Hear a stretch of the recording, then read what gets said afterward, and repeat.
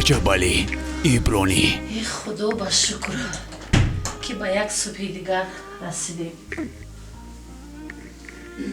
نمازم خوندیم. بچه خسته باشد. این سحر امتحان دارد. نمازش هم نخوانده است. این بچه خوب باشد. بدریدین جان. اولا میخزی جانیو چه؟ او وقتی بامداد شد نمازت نمیخونی. و تو امروز امتحان داری. آدم بر وقت که خیز رزق و روزی به خانه میدراید، فیض و برکت میدراید، کارهایش برار میگیرد. خیز بچه جان تو امروز امتحان داری. خیز داره. خیز نمازی میخونم.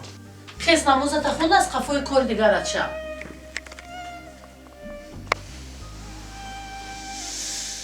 ای غم دیادم.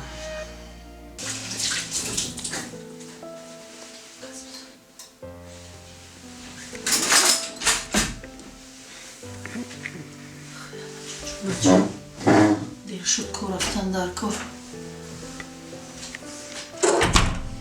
این بچه نخست به فکرم حالیم. کار دیر شد برای من. بدریدین؟ این بچه حالیم خوبه. ای خیز دیر کردی آخی.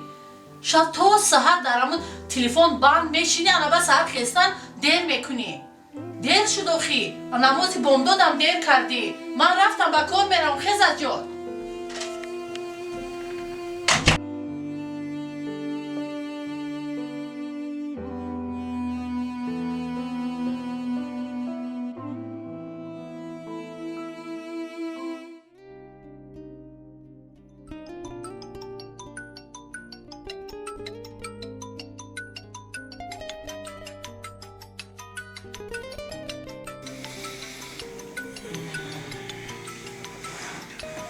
کی باشد داریم یه وقتی ها؟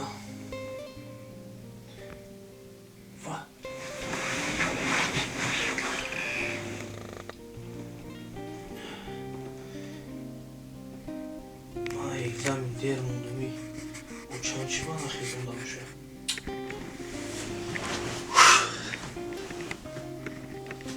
ای او چی با نخیزونده؟ ما اگزامی دیر موندم آخی.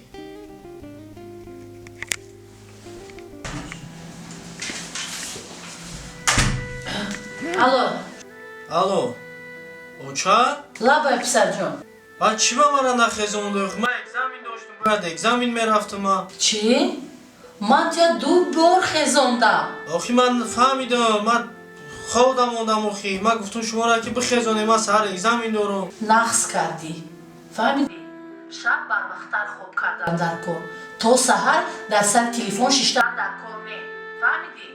وقتی که تو از امتحان خداوندی دیر کردی، امتحان دنیایی تو به من چی در کار؟